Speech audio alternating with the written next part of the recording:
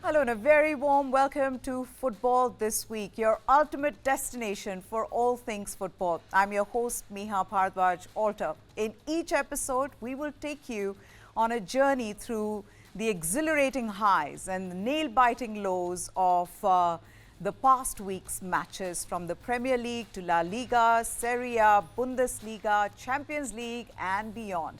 We will break down the key moments, dissect the tactics and provide unparalleled insight into the beautiful game. On the show today, we have Kai Damhorst, Senior Head of Media Operations, German Football Association. We've had the pleasure of having him on our shows before. Kai, welcome to the show. Hi Miha, it's great to see you again. Last time I was with you at the studio, now I'm back in Germany. Good to see you. Good to see you too. Also joining us is Michael Wax. He's a football expert who joins us from Germany as well. Michael, thank you so much for joining us here. Hi Miha, thank you very much for having me in your show. Okay, and then there is our very own Kaushik Maulik, who is our expert. He's a football philosopher, an entrepreneur, someone who just loves the beautiful game. Kaushik, hi. Hi, yeah, thank you for being, and thanks Kay and Michael. Okay, so then let's look back on the top results. In today's episode, we will begin with the UEFA Champions League results, and the quarterfinals of the UEFA Champions League are done and dusted. 8 teams have been filtered to 4 who will now battle for the semi-finals to stake their claim in the all-important grand finale. Let's help you mark your calendars with the dates and the key pointers for the semi-finals. After months of drama and thrilling action, there we have it. The 4 sides advancing to the semi-finals of the Champions League. Real Madrid, Borussia Dortmund, Paris Saint-Germain and Bayern Munich are the last 4 standing. The first leg matches in the Champions League semi-finals will see Bayern Munich host Real Madrid on April 30th and Borussia Dortmund host PSG on May 1st. The second leg will take place on May 7th, where PSG will take on Borussia Dortmund, and on May 8th, Real Madrid will host Bayern Munich. Let's also take a look at how the teams stack up against each other. In semi-final 1 between Bayern Munich and Real Madrid, both teams have faced each other 26 times, with Bayern winning 12 games and Madrid securing 11 wins. 3 games ended in draws. Bayern qualified for the semi-finals after a 3-2 aggregate win against Arsenal. With the tie level at 1-1 after the first leg, Joshua Kimmich scored the decisive goal to send the Bavarians through to the semis. Real Madrid reached the semi-finals, beating Manchester City 4-3 on penalties after the tie was level at 4-4 following the 2 legs. In semi-final 2, Borussia Dortmund will face Paris Saint-Germain. Both teams have faced each other 4 times in the competition, out of which PSG have won 2 and Dortmund has won 1, with 1 match finishing in a draw. PSG qualified for the semi-finals with a 6-4 aggregate win against Barcelona. The Parisians lost the first leg by a 2-3 margin but notched a 4-1 win in the second leg to qualify. Dortmund booked its semis tickets after a 5-4 aggregate win against Atletico Madrid. Dortmund lost 2-1 in the first leg but beat Atletico 4-2 in the return fixture to punch its ticket for the semis. The final will take place at London's Wembley Stadium on 1st of June.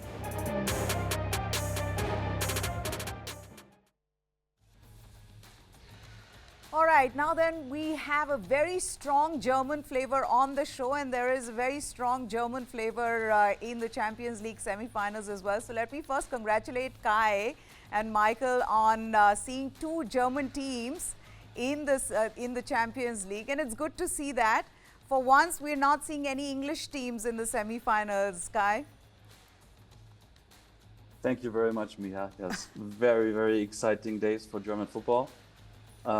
With the spectacular, semi-finals coming up, the chance to repeat the 2013 finals in Wembley between Bayern Munich and Borussia Dortmund, and that after a very peculiar season with neither Bayern Munich nor Borussia Dortmund in the final of the DFB Pokal in Berlin, and also the first time in 11 years, Bayern Munich not becoming German champion, but Leverkusen. So it's a crazy season for German football, but beautiful moment in the Champions League for us. Okay, so this is going to be Thomas Tuchel versus Carlo Ancelotti. How do you see that panning out? Let me get Michael in this conversation as well. The campaigns for these two teams so far, Michael, who has the edge in that semi-final between Real and Bayern? Yeah, it's very hard to say. So Manchester City was probably the top favorite for the most of the people, even for me, to be honest. But I'm not sure if Real Madrid should be seen as an easier opponent now. Real Madrid and Bayern Munich are probably two of the most experienced teams at the semi-finals. For Bayern Munich, it is also a chance to end the positive end the season by a positive winning with the Champions League after failing to win the league title after for the first time after 11 years. Bayern Munich is not on their peak now, but they are usually on the spot in such games. Okay, now Thomas Müller, he's called this game already one of the biggest games in football, and I think all of us are looking forward to this one, especially in the way Real Madrid beat Manchester City, you know, how they are going to tackle Bayern Munich, a team that has already lost their dominance at home. Kaushik, your thoughts on how this will pan out? You know, the Bayern and Real, a very close quarter I have seen to them. Both are very close to my heart, and very difficult. But I found one of the statistics for Ancelotti or Tuchel. There's always they are very genius of the coaches. Their strategy. But this kind of game, I always felt the important when the home game they play, because the fans have taken a bigger role in Bernabeu and also the Allianz Arena. So I personally felt the fans are very important role, and when they play in home ground, they take the advantage of home ground. Who will be better in the home ground, home turf, home match? We have certainly the advantage to have it. And one important thing I felt this two teams, they have a very good winning legacy, which is very important. And this is always when a Champions League comes in, the winning legacy always makes a lot of differences on the results. Of course, their strategy, players, all are there. But this kind of competition, both the team have a winning legacy of Champions Leagues. This play a very crucial role, and also both the stadium, which is fantastic for their fans. And I always felt this is one of the integral part, apart from technique, statistics. This will play a major role. Yeah. You know, the other thing is, I want to see how this battle turns out between Harry Kane and his England teammate Jude Bellingham, Michael. Yeah, I guess it will be very interesting. So Jude was also part of Borussia Dortmund last season. Yeah, and now they are opponents in the semi-finals, but are team members in the English national team. Yeah, so it will be very interesting. And Kane scores enormous in the German league. So he's really on peak. He's in best form, in best fit right now, and it will be really exciting, I guess. It will be, because it is between Bayern Munich and Real Madrid. Now, talking about Real Madrid, they should never be underestimated and they should never be written off. Ask Manchester City, who threw everything but the kitchen sink at them in the quarterfinals second leg, and yet they were knocked out of the Champions League. City had 33 shots to Real's 8 and dominated the whole 120 minutes, but failed to capitalize as Real defended deep, attacked on the counter, and showed why they have won this league 14 times. Rodrigo had given Carlo Ancelotti's side the advantage on the night and in the tie with an early goal on the counter-attack. But Kevin De Bruyne's 76th-minute equalizer took the game into extra time, in which neither heavyweight could deliver the knockout blow. Ultimately, Real prevailed over City in the penalties after Bernardo Silva and Mateo Kovacic failed to convert their attempts, with the 14-time champions winning 4-3 in the shootout. It was a sweet revenge for the Spanish club after City ousted them in last year's semi-finals on their way to winning their first title. After capturing their first treble of the Champions League, FA Cup and Premier League titles last season, City appeared to be on track to become the first team in history to claim the 3 titles in back-to-back years. However, Guardiola's men could not finish the task off despite completely dominating Real Madrid. The Spanish giants showed once again that their strength lies in their ability to find a way to get the job done.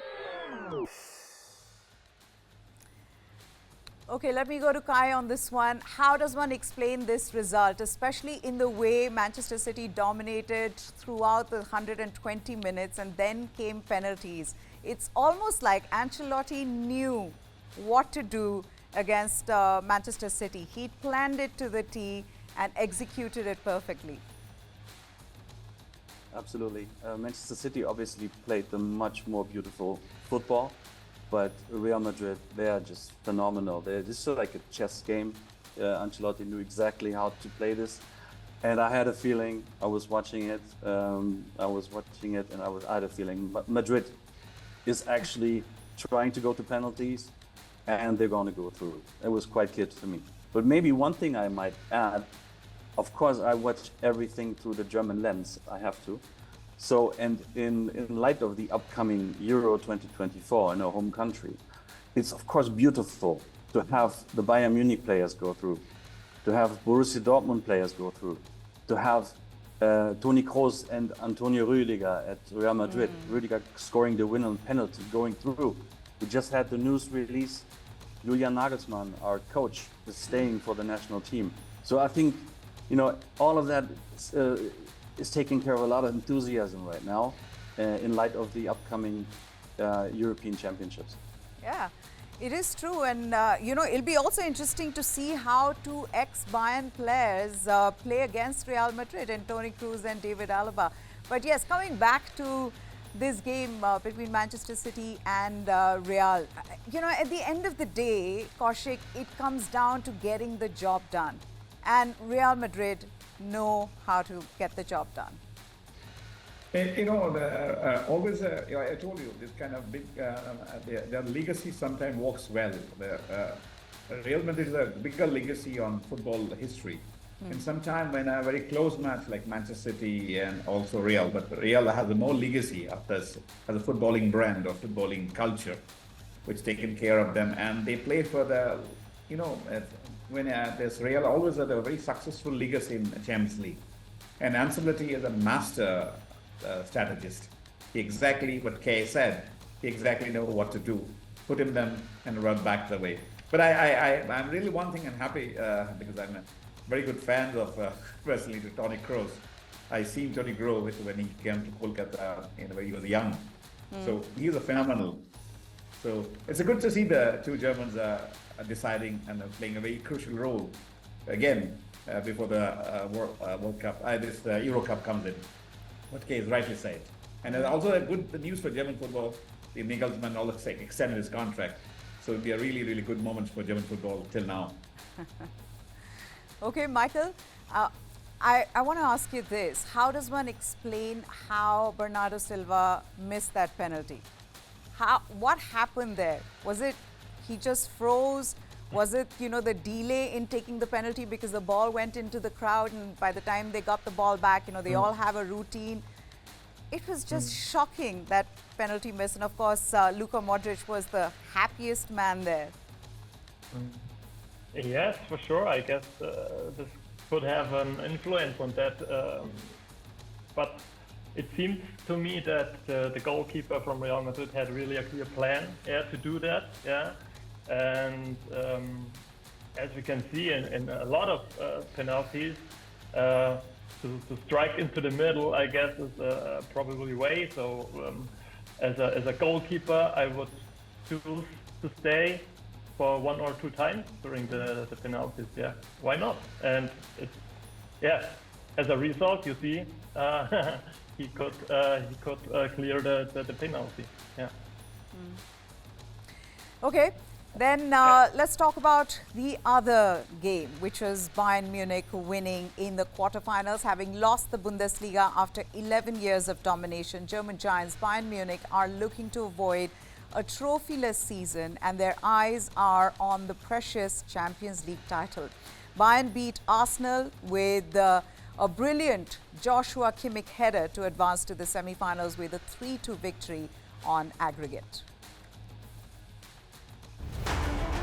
After a 2-all tie in the first leg played in London, the Bavarians were put in the lead by Joshua Kimmich's strong header in the 63rd minute, which came off a Rafael Guerreiro's cross. Arsenal was certain they would advance against Bayern Munich, who had a disappointing domestic season. This was despite Arsenal hosting the match at the Emirates Stadium. Stan Kroenke, the owner of Arsenal, watched the closely contested second leg. In the first half, Gabriel Martinelli wasted the Gunners' finest chance, while Manuel Neuer stopped a diverted attempt from Martin Odegaard. Though there were few opportunities, there was more activity in the second half as Leon Goretzka struck the post and Raya stopped Guerreiro's subsequent attempt from crossing the line. But Kimmich's game-winning header sealed Arsenal's destiny and extended their wait for a first-ever Champions League crown.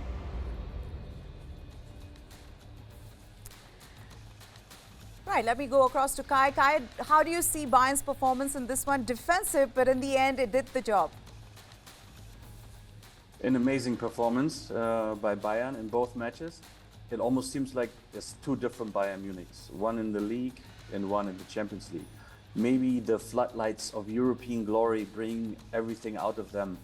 And the Champions League, as rightfully you said in the piece, is the only way in the final chance to put a silver lining on the whole season. It's already decided that the coach Thomas Tuchel will leave the club, but all the players will pull themselves up by the bootstrap, and they think they will really go hard to try to advance to the final. Now, Tuchel's been preaching fast and fluid football, Kaushik. I want to talk about, what Kai said about how it's almost like there are two different teams when it comes to, the club, the domestic league, and then the Champions League. How much of the fact that Bayern's dominance has ended after 11 years will impact their performance in the Champions League going forward? As along my experience with Bayern and the Bayern philosophy and Bayern, how they react, this is the first time they last 11 years their dominance somebody has challenged. And definitely this is the biggest motivation factor entire Bayern, and which will infected their results. We have seen it. I'm pretty sure after 11 years of dominance in Bundesliga, they're not get this time. But this Champions League is for them to give the glory back. They will do everything in the players, fans. They want everything to make it happen. I'm pretty sure the Bayern players, the Bayern officials, every Bayern who lives, which is they after 11 years of their dominance over in Bundesliga and also Pokal, they are ousted in second rounds. And they're absolutely chaos-sided. There's a different Bayern you'll see in the Champions League, and I'm pretty sure they are really, and I believe I have seen the Bayern's the last 15 years, how the Bayern's culture. They do something in Champions League, trust me, and maybe they can get the crown too. And they are, they never believe they are lost in the Bundesliga. And they get, because they always, everyone in Bayern believe they are the best. Yeah. And that motivates them. And this Champions League is their only chance to this season's disastrous performance in League and Pokal. And I'm pretty sure Tuchel also a very good coach, and he has a very good legacy of Champions League to be winning that. So I'm pretty sure the Bayern have really a fantastic opportunity to make a final, and maybe they can win the championship. And how much will this come down to how Harry Kane performs for this team, Michael, given that he's not won a major trophy in his career, and having gone from Tottenham to Bayern now, and already I know that there were people talking about, now that he's reached Bayern, Bayern's dominance has ended. I'm sure it's something that he's put at the back of his mind. But how dependent are Bayern right now on Harry Kane and his performance in this Champions League? Oh, I guess we see this every game, even in the German league. So Harry Kane is absolutely the spot in Bayern's game, yeah, and game plan. And he scores a lot, and he is a scoring machine, yeah, also in Germany. So I guess he is really the spotlight in the game of Thomas Tuchel, and yeah, he did a masterpiece, I guess, in the game against, or in the matches against Arsenal. So in the first game, yeah, Bayern was really focused on counter attacks with an extremely strong performance of Leroy Sané in cooperation with Harry Kane, and they made the difference in the first game, yeah, and Bayern were clearly the stronger team in the second match. So Harry Kane, I guess, has a tough time now in Germany for sure, because of because the dominance is gone now from Bayern in the German league. But I'm really confident that next year they will strike back stronger. Yeah. Okay, now and they have big plans. Yeah. The Champions League already. Yeah. So let's see. Let's see. But what we are seeing already is that it could be shaping up to be an all-German final, as it was, as Kay said, in 2013 when the Bavarians defeated their rivals 2-1. But for that to happen, Bayern will still have to get past Real Madrid, and Dortmund will need to beat Paris Saint-Germain. Let's take a look at what happened in the quarterfinals between Dortmund and Atletico Madrid. They had lost the first leg 2-1 in Madrid, but Dortmund made a remarkable comeback in the second leg as Julian Brandt gave them the lead in the 34th minute, which tied the overall score for Dortmund. 5 minutes later, Ian Maatsen scored a beautiful goal that went into the bottom corner of the far post after cutting in from the left. This put Dortmund in the lead, but Atletico Madrid made it 2-1 on the night and 3-3 on aggregate when Mario Hermoso's header deflected in of Dortmund defender Mats Hummels shortly after the restart. Angel Correa then made it 4-3 aggregate when he smashed in from close range in the 64th minute. But Dortmund levelled once again. With a spectacular looping header from striker Niklas Füllkrug, the score was tied once more. Marcel Sabitzer then struck the winning goal in front of a delighted crowd 3 minutes later.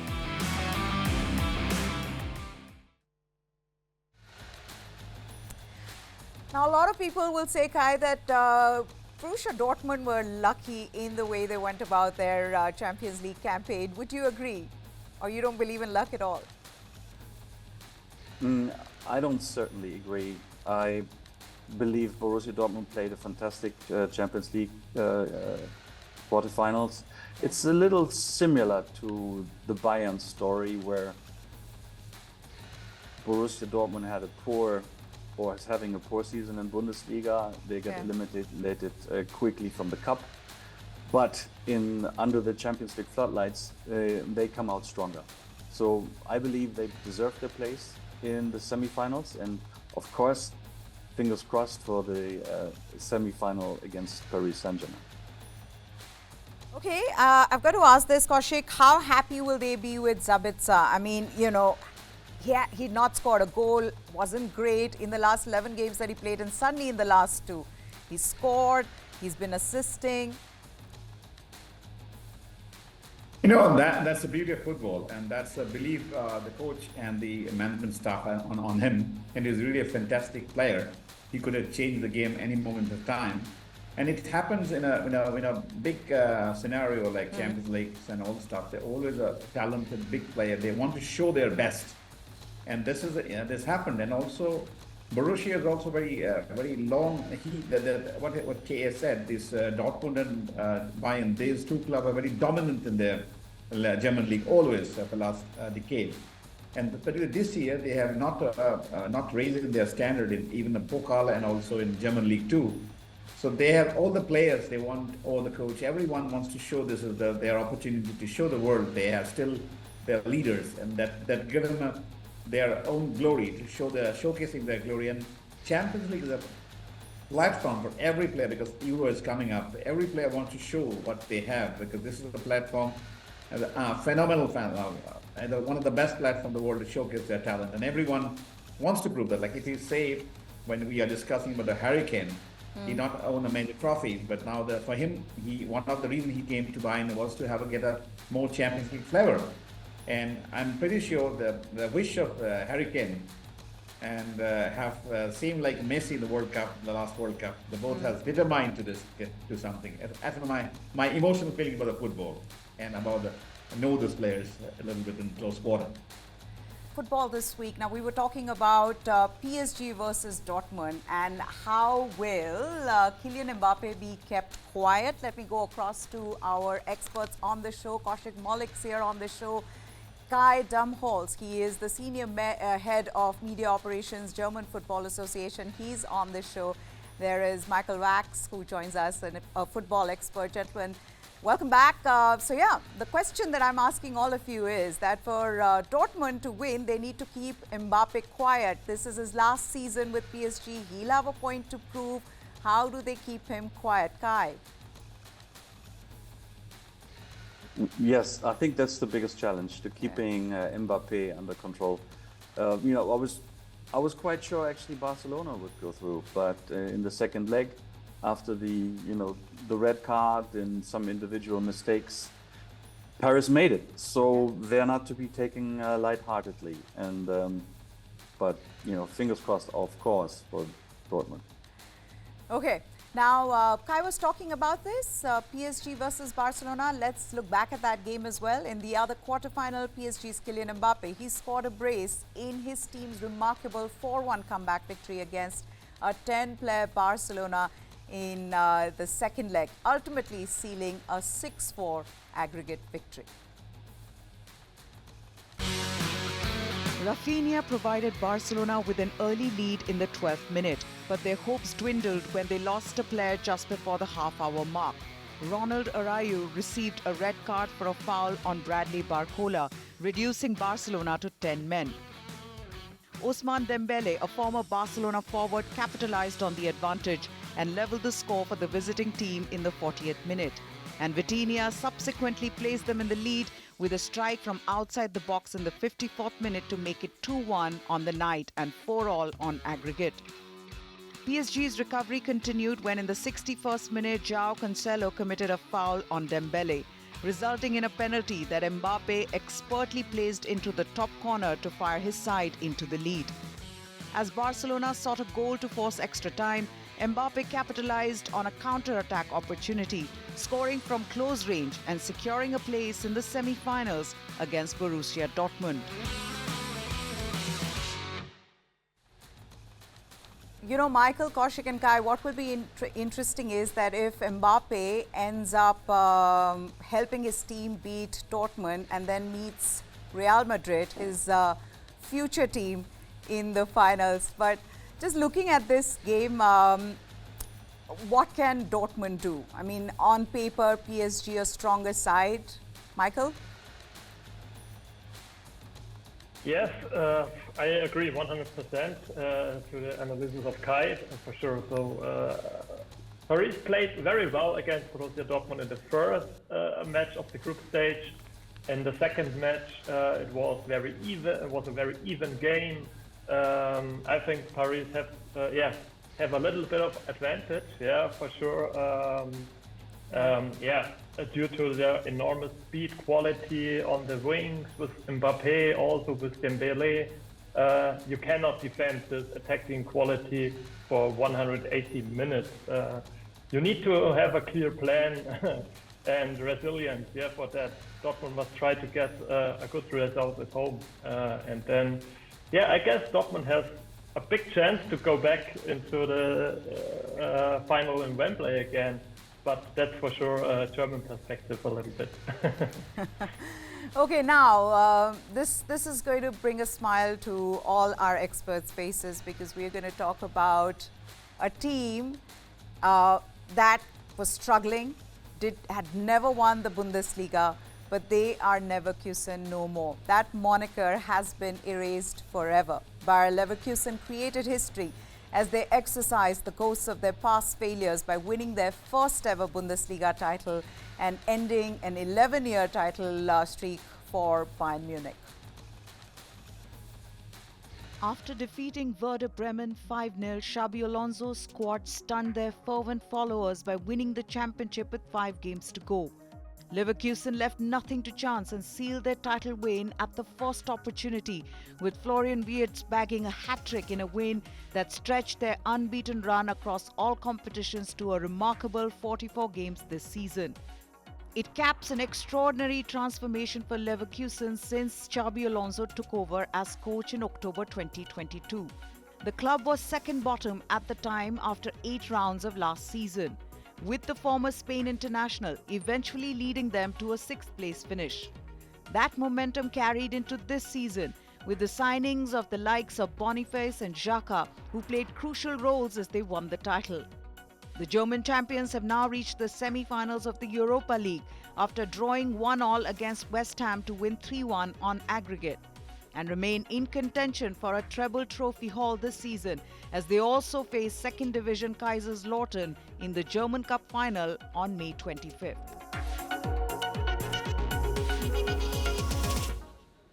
Wow, what a story, Kai. They've been unstoppable, and why not? I mean, Xabi Alonso, his stature as a coach has grown many folds after that kind of performance from this team. But incredible to see an 11-year dominance. You know, we spoke about this, Leverkusen to Megakusen. The turnaround. Talk to us about this. What we've seen in Leverkusen is amazing. All of Germany is in love with Leverkusen. All in Germany is in awe of Xabi Alonso. It's been a magical season. First ever Bundesliga title. They went through to the DFB Pokal final like a hot knife through the butter. They are playing Roma in the semi-finals of the Europa League. It's just amazing. It's amazing for us. And of course, also, I'm circling back to the national team. We have Florian Wirtz as one of the most gifted players in decades. And also Robert Andrich in midfield. It's they bringing all this winning energy, this euphoria, they're bringing it to the national team. And as I said, everyone is in awe and really looking forward to this summer campaign. It almost seems like now, you know, everything has fallen into place for them, Michael, but it's also about the vision of Xabi Alonso and how everybody is bought into that vision, you know, from scouting, from the transfers, you know, the players they've got, the likes of Grimaldo, Xhaka. I mean, these are players they needed, Boniface, and the transformations for everyone to see. Yeah, it is really impressive. Yeah, what a season Leverkusen have played so far. Yeah, Xabi Alonso took over the team last year in a relegation place. Yeah, and now they won the German league with the team undefeated. Yeah, and highly deserved. Yeah, so with a lot of talent, with a lot of passion, with a lot of confidence, and Xabi Alonso really stepped immediately into the highest level of international coaches. He has an incredible aura, and at no other German team you can see the coach's style as clearly as in Leverkusen today. They are still in all 3 competitions and will very probably also win the German Cup final against Kaiserslautern. They are the clear favorite, and Xabi Alonso, made an impressive job there. Yeah. What a story, as we've been saying. Now, we've got to talk about this. This is a News 9 initiative. We are organizing Indian Tigers and Tigresses, the hunt for India's best footballing talent under the age of 14. This is a campaign that seeks to unearth footballing talent, both boys and girls from all parts of the country. The initiative was launched in a grand ceremony with around 1,200 school kids participating in the event. There were representatives from the German Football Association, Kai. who's on the show, he had come to India, and that's when we did a show. He was there. There were representatives from the Bundesliga, BVB, Borussia Dortmund, Indian Football Center in Europe, and these representatives interacted with the kids. The registration for this will be open soon, and European football scouts, they will assess the entries. The selected kids will be called to the scouting venues across India by the end of June. Top 200 contenders will make it to a football training camp, and 20 tigers and tigresses will be selected from the camp to go to train in Austria and Germany. They will also play some friendly matches with European clubs and meet football legends in August. It's a News9 way of trying to foster a deep-rooted connection with the beautiful game. And joining me now, we've got a young football player. Ivan Makkar joins us in the studio. He was part of that event. And Muskan Tiwari is here with us as well. She doesn't play football, but she believes in getting more girls into places where you don't get to see as many girls, right? So Muskan and Ivan, thank you so much. Welcome to the studio. Thank you. Thank you. Let me begin by asking you, Ivan, you play football. You were part of that event. Tell us about what you learned and what do you want to do? I want to win a World Cup for India, and I want to go in Champions League. You want to go in Champions League. Okay, Ivan, how did you get to playing football? Tell us that, because you know how there are a lot of kids who play cricket, and in India cricket is, you know, the big sport. But do you feel like more and more Football. Boys your age, boys and girls your age are watching football, playing yes. football? Why do you like football? Because when I see India never won a World Cup for India. Yeah, so you want to do that for India. Okay, who's your favorite player? Cristiano Ronaldo. Cristiano Ronaldo. And so you can do the Sue celebration for us? Can you show it to us? Can we zoom into a Sue celebration? You can stand up. Do you want to do a Sue celebration? Sue. Well done. Muskan, you don't play football, but you were part of that event because we tell our viewers that this is a hunt not just for talented boys, but talented girls. Girls who want to play football, who will get a chance to go to Germany and Austria. So what was it about this talent hunt that excited you? Why did you take part in it, in the event? Tell us more. I always love to experience new things in life, and I've got so many new things. I've learned so many new things in my journey, in the school and everywhere I go. And once I got to hear about this opportunity, I was like, oh, I have to go there. Even if it is about football, which I don't know that much about, or I don't play it, but even if it is about football, I want to go there because I will see new things, I will learn new things. I saw many celebrities there. I saw the Indian footballer, female Indian footballer, which I was really proud to see, because we as girls never see on television Indian or Asian football players, right? Even in leagues, we don't see female players, especially if I'm talking about Indian. Mostly we see are the white faces or they are not Indian. So seeing her there, and I was so excited about the event, and the interview that I did, it was just all a very big, nice experience. Big moment for you. Yes. Yeah. How much of this was you wanting to even create that space for girls? Like, you know, in India, not too many girls play football, it's catching on. You are getting girls to play sports, but football in particular, there are not too many girls. How much was this was also about going into a zone which you thought was more male dominated? Yeah, I have not been in that zone mostly in my life, which is more male dominated. So that was also a part of the reason why I joined this event. We had a choice. We needed to get the consent from our parents, and I was like, it might be a waste of a day. But then I saw football and everything, all the celebrities, all the people, especially Miss Julia Farr. I saw her name there. I searched her out. I saw that she's a female coach, and I was so inspired by her. And I even got a chance to wave at her, and I saw her. She was so good.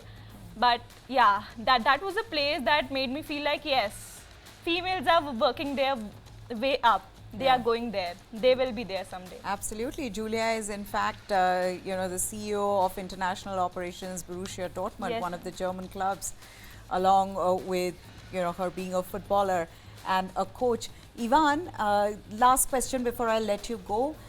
If you were given a chance to go and train in Germany through this hunt, would you like to go? Yes.